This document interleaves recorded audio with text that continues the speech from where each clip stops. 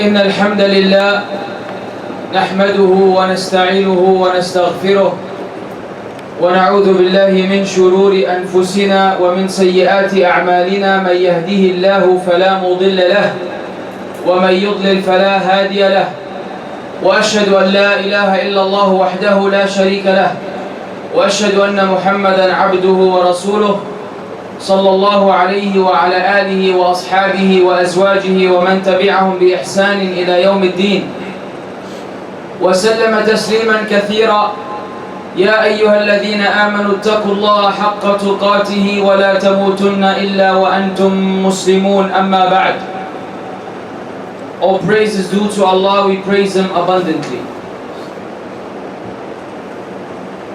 And we seek refuge with Allah from the evil within our souls and the consequences of our bad deeds. Whomsoever Allah guides, no one can lead astray, and whomsoever Allah allows to go astray because they do not want any guidance, then no one can guide. And I bear witness that there is no deity worthy of worship except Allah. He is alone, having no partners. And I bear witness that Muhammad sallallahu alaihi wasallam is a slave and His messenger. We ask Allah to exalt His mention and grant Him peace, and send His blessings and His salutations upon Him, upon His companions, His wives, and all those who follow them on the path of righteousness until the day of recompense. O you who have believed, be mindful of Allah and fear Him the way He deserves to be feared, and do not die except in a state of submission as Muslims. As to what follows, brothers in faith, there are certain expressions that are seldom used, rarely used. Perhaps one will use them once in a lifetime, or on seasonal basis. When it's Eid, there are certain expressions that the people circulate and use. Whether they are from the Sunnah or not is not the point of discussion right now. Things like كل عام وأنتم بخير تقبل الله منا ومنكم وما أشبه ذلك. These expressions that the people usually greet each other with for Eid, Eid Mubarak and the likes. And to discuss right now the agreement of these expressions with the Sunnah would be an irrelevant topic in this day and time. So instead of doing that, let us address some of the expressions which we use on daily basis multiple times. Yet, amazingly, are not only against the Sunnah, but a violation to so many aspects of our belief. And this thing that I'm about to discuss is so common and widespread among every nationality and every language and almost every Muslim, إِلَّا مَنْ رَحِمَ اللَّهِ. The distinguished few are always those with knowledge. Knowledge is what differentiates the Muslims amongst each other. Not the lineage, not the nationality, not the skin color. Knowledge. قُلْ هَلْ يَسْتَوِي الَّذِينَ يَعْلَمُونَ وَالَّذِينَ لَا يَعْلَمُونَ. Say, are they equal? Those who know and those who know not? Absolutely not. They're never equal. And when you touch upon these subject matters, you will find that knowledge is that which illuminates the path. And sometimes it is very standard, regular knowledge. We're not talking about specific knowledge of the science of hadith and the sanad to say this is among selected few. No, this is something that is available to most of us, and many might have come across the evidences but never applied them to their daily lives, or no one showed us how to apply these narrations to our daily lives. So inshallah today we will remove this misconception and we will correct our statements so they can be in agreement with multiple ahadith al-Bukhari and Muslim. But before I give you the evidence, let's speak about the issue. The issue is the expression Inshallah that has been widely misused. In fact, for the most part, Most people, إِلَّا مَنْ رَحِمَ اللَّهِ, use it when they're not supposed to use it. And they don't use it when they're supposed to use it. It is so amazing. You will see why by the end of the khutbah. Let's begin with people not using it when they're supposed to use it. Anytime you speak about a futuristic event that you wish to embark on, you wish to do, you must add inshallah. Because the Prophet ﷺ during his time, when approached by some of the Jews or those who were doubting Islam, he told them, come back tomorrow. I will tell you about the people of the cave and the سألوه عن الروح and the spirit and what have you. But he didn't say inshallah. So Allah revealed the ayah in Surah Al-Kahf. وَلَا تَقُولَنَّ لِشَيْءٍ إِنِّي فَاعِلٌ ذَلِكَ غَدًا إِلَّا أَن يَشَاءَ اللَّهُ وَاذْكُرْ رَبَّكَ إِذَا نَسِيتَ.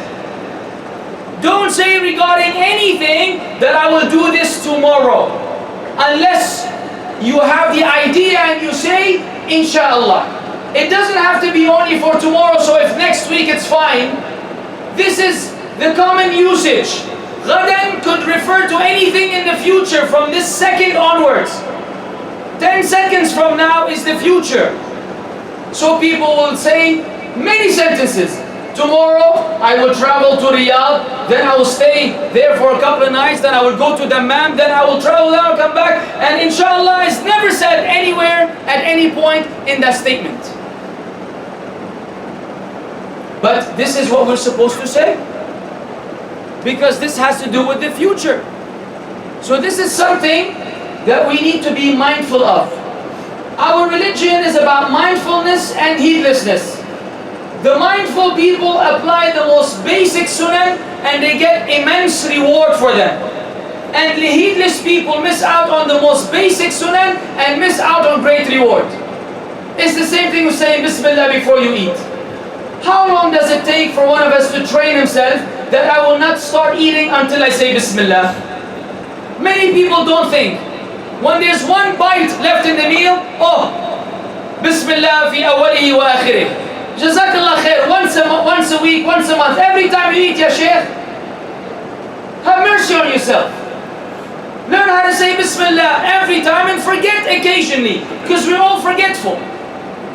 The same thing with putting on the shoes, or entering the bathroom. Putting on the shoes, you begin with the right first. Leave the masjid and count from 10 people if you will find one, maximum 2, that actually put the right foot first. 8 of them will put the left foot first. Ya Sheikh, it's a very basic thing. Yeah, you're gonna tell me for 10, 15 years you haven't figured it out yet? If you do the same mistake with your boss and it's a simple mistake, you will be fired in a week. And every time he gives you his business email, you send it to his personal email. He tells you, forget about the personal email. Send it to my business email. You do this 3 times, you'll be looking for a job. Because people are not going to accept that. It's just too weird, too heedless, too absent-minded. Saying Bismillah, putting on the right foot, the right shoe first, and the reverse when we take them off. Enter in the bathroom with the left foot, enter in the masjid with the right foot, leaving with the left foot. These are basic things. The heedless never think about them. The mindful always think about them, and great reward is awaiting them, inshallah. So the same expression, inshallah, is to be utilized. You train yourself, and then you'll be able to do it. Left-handed people or left-handed people want to eat with the left hand. What's his excuse? Ya akhi, I'm left-handed. So did you know that the right-handed person is able to eat with his left hand? Yes. Ask how many right-handed people, brothers, by mistake eat with the left hand. How come the right-handed person is able to forget and eat with the left hand, but the left-handed person can't seem to use his right hand? This is a satanic excuse for laziness. Nobody's telling you to play tennis. Wallah brother, I am left-handed. Habibi, you're not playing squash. This is called eating. You pick up the bite, you put it in your mouth. You train a baby, he will do it. La qadar Allah, if you lost your right arm, you're going to convince me you're going to fast for the rest of your life? Why? You can't eat with the left hand. If you lost your right hand, You better believe people eat with their feet if they have to. You can eat with your right hand if you train yourself. It's a matter of training and discipline. Mind over matter.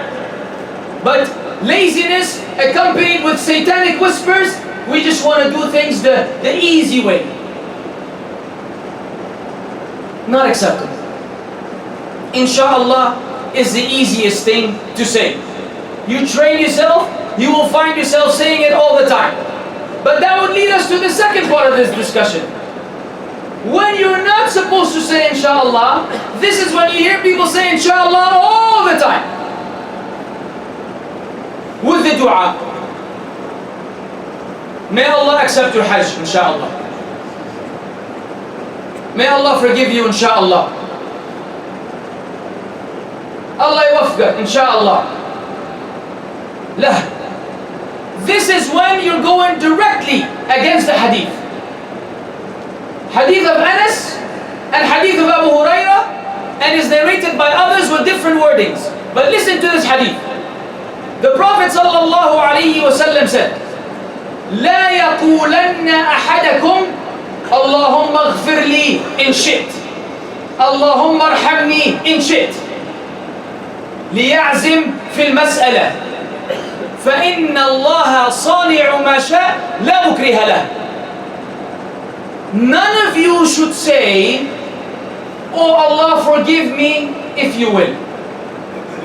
Oh Allah have mercy on me if you will. Rather be firm in your request. Because there's nothing that will force Allah to do what He doesn't want to do. And let me bring it closer to our minds. And to Allah belongs the highest example. If you wanted to go on vacation, and it was an urgent matter, it's an urgent matter, you really need to go. It's almost like a sick leave. But you go to your boss, and you say, I need to take the next 2 days off, so if you want, approve it on the system. Do you consider that to be a means of urging him that there's something wrong? Absolutely not. But if you go to say, I have problems back home, I'm in need, my family needs me, I need to go back, there's no negotiation. So when someone says to Allah, and to Allah belongs either that forgive me if you will, you almost are saying, it's up to you if you want to forgive me. Is that someone that is really keen on acceptance? No, this is someone he's not, nonchalant, as they say. I'm okay with both options. You forgive me, that's fine. You don't forgive me, that's fine. No, Habibi. If you don't forgive me, I'm destroyed. Oh Allah, forgive me. Forgive me 3 times. You beg Allah for forgiveness. You don't include inshallah. Whether the dua is for yourself, for your children, for your brothers, for the world, whomever you make a dua for, exclude the expression inshallah. Because it's against the sunnah. So there are times to say inshallah that we need to apply them, and there are times to avoid it. You might not have paid attention to what I'm saying. As soon as we finish this khutbah and you start speaking to brothers, you will hear it more often. It has become so common, people don't even notice it. You will hear how often we wind up saying inshallah with the dua. But this is the benefit of knowledge. And this is the benefit of the scholars, and I am not one of them. But this is what we learn from our scholars. And it's our job as people who are involved in da'wah to convey this to the people. This is how the society will be rectified. This is how Islam will be established. Not through military means right now. People getting excited, they want to go and fight and kill. And we're so ignorant of the basics of our deen. We don't agree on anything. What are you going to establish with that? Nothing. This is why the Prophet ﷺ in the beginning, he did nothing but give da'wah. They were not permitted to even defend themselves until the Sahaba became ready. There was tarbiyah, nurturing. Today there's fanaticism and radicalism. Young man, he loves the deen. Somebody whispers some nonsense, he goes and he kills himself and kills Muslims in the masjid, in the haram. This is insane. This is insanity. It just doesn't click. If it's not permissible to do this to the kuffar, you are not allowed to blow up a train to kill innocent people. This is not warfare. How are you going to do this to a Muslim? You want to meet Allah with the blood of Muslims? If you can meet Allah with the blood of a non-Muslim, ya Shaykh, an animal, if you kill an animal wrongfully, Allah will hold you accountable for that animal you killed on the Day of Judgment. You want to meet Allah with a human soul? When Allah says, and whoever kills one, فَكَأَنَّمَا قَتَلَ النَّاسَ جَمِيعًا, it's as if you killed everybody in the world. These individuals that are radicalized and crazy, they don't know the basics of our deen. They don't know the ABCs of our deen. It's all emotionalism. And it's about time that we mature. You have to be emotional about your faith after you learn it. And when you learn it, you will know your limits. You will know that Allah gave rights to people in charge and the people under them, and each has his accountability with Allah. You're not the one who will hold them accountable. We have strict guidelines from the Sunnah, when to speak and when to keep your mouth shut. But these people don't follow these instructions. It's chaos. Everybody wants to speak about everybody. And the end result, Muslims are being killed. Bloodshed among the Muslims. Then we will have to meet Allah with the accountability of all of those. Knowledge, my brothers, from its roots to its branches, is the way out.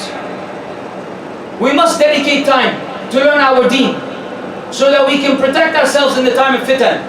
Ask Allah Azza wa Jal to make us all among those who are guided. أقول قولي هذا واستغفر الله لي ولكم فاستغفروه.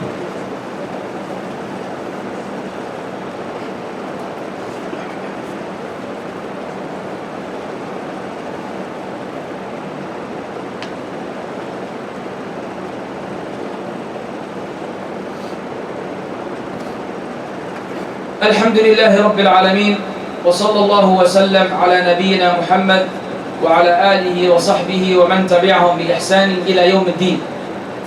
Since the second part of the discussion has to do with the expression Inshallah during the dua, it is recommended that we learn the etiquettes of dua as well, which are applied sometimes and are ignored at other times. Among them, my brothers in faith, is as Allah described, that we should call on Allah tadarru'an wa khufya. Tadarru'an is that state of humility. The state of humility, and khufya has to do with the lowering of the voice. And if you have noticed, those who attend the khutbah, you see me scream throughout the khutbah until your ears pop. But once it comes for the dua, I mellow down. Because you don't scream to ask Allah for anything. So what we hear and we see commonly in Ramadan and outside Ramadan, the Imam screaming his lungs out and the people behind him screaming their lungs out, Ameen, is also against the Sunnah of the Prophet sallallahu alaihi wasallam. Who, when the Sahaba did this, he told them, Irba'u ala anfusikum, relax yourselves. The one you're calling is not deaf. Allah does not need you to raise your voice in dua for the dua to be accepted. Allah wants to see from us humility in the dua. And to bring the point closer unto Allah belongs the highest example. If a beggar came to you and started screaming in a melodious way, I want the money, oh, please give me the money, all this, you would run away from this person. For those who are patient and won't knock him out. But if someone came and spoke to you softly, gently, without trying to rhyme and turn it into some literature, I need money, help me out, I'm in a state of need, your heart will sympathize. And to Allah belongs the best example. This is the sunnah of the dua. Between neither is silent so no one hears, if you make a dua publicly, nor is it loud that it transgresses. And the Prophet ﷺ already foretold us that they will come from my ummah people that will transgress in the dua. They will cross the line in the dua. So when we want to make dua, it is recommended that we are in a state of wudu, if we're able to do so, that we face in the qibla, that we're raising our hands just like that. Many people are heedless, they put their hands together and then in the mindfulness they close them like this. You have just become a Christian making dua. I see this all the time. Brothers are heedless and then in the process he checks his nails. After he crosses his fingers he realizes he needs to cut his nails. What dua is this, ya Shaykh? You're asking Allah for something, for Allah's sake. Focus on what you're saying. Don't bring your hands together, don't clap them, don't cross your fingers, don't interlace your fingers, don't go like this. The sunnah is to raise your hands like a beggar to Allah. Whether it is here or at the area of the face or above, there are different narrations, we're not going to differ. But this is the sunnah. And you ask Allah of whatever goodness of the dunya and the akhirah. When the imam, however, is given khutbah and he makes dua, it is not from the sunnah for anyone to do this. Because the best khatib ever, the Prophet ﷺ, was addressing the best audience ever, the Sahaba, they never did that. Throughout his life, not even once did that occur. Unless it was istisqa. They were seeking rain, and this is a separate occasion included in khutbah. In which case we will all raise our hands and even turn our garments inside out. But if you're not doing istisqa, then you don't do that. It's not from the sunnah. And if anyone wants to do it, we say no problem. Provide a single evidence and then the scholars will investigate further. But up until now, no such evidence has been retrieved. Therefore, you shouldn't raise your hands when the khatib makes dua on Jumu'ah. But you say Ameen softly after every dua. Afterwards, if you want to make your own dua, then it becomes a sunnah to raise your hands again. These are some of the basic things which we need to highlight every now and then. Slowly but surely, if we start implementing and practicing these aspects of our deen, then Allah Azza wa Jal is generous. When He sees some effort, He will bless us with more. The objective is that we need to get ourselves out of the trouble that the ummah is in. And it will not happen except through knowledge. It will not happen except through cleansing Islam from the innovations and the additions that the people have added to our religion. We have to take it back to its pure form and then implement it in its pure form, then we can expect a change from Allah. إِنَّ اللَّهَ لَا يُغَيِّرُ مَا بِقَوْمٍ حَتَّى يُغَيِّرُوا مَا بِأَنفُسِهِمْ. Allah will not change the condition of the people until they change what is within themselves. We need to change what is within ourselves. It begins with the expressions of the tongue. We ask Allah Azza wa Jalla to facilitate. Allahumma ya muqallib al-qulub, thabbit qulubana ala dinik. Allahumma ya musarrif al-qulub, isrif qulubana ala ta'atik. ربنا لا تزغ قلوبنا بعد إذ هديتنا وهب لنا من لدنك رحمة إنك أنت الوهاب.